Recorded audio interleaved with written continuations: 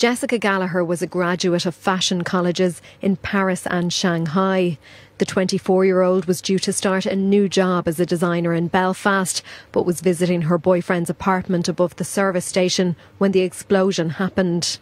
She was a lovely girl. I was really friendly with her when I was younger. We played the Wii, and we were going back to each other's houses, you know, back and forth to each other's houses, baking together.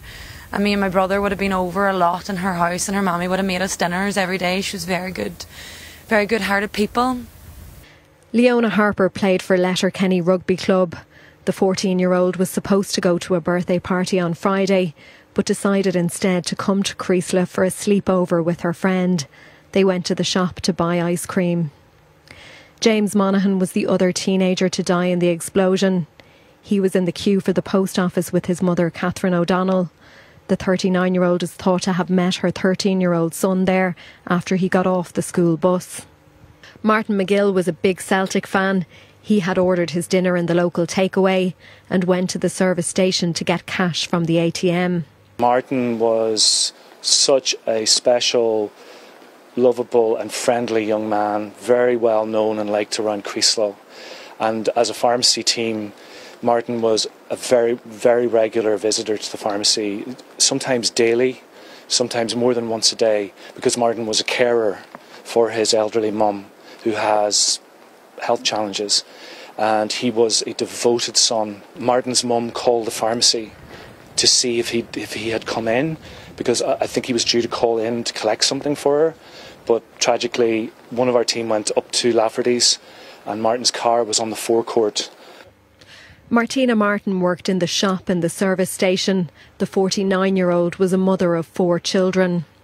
James O'Flaherty was originally from Sydney in Australia. The 48-year-old father had been living in Dunfanaghy for some time.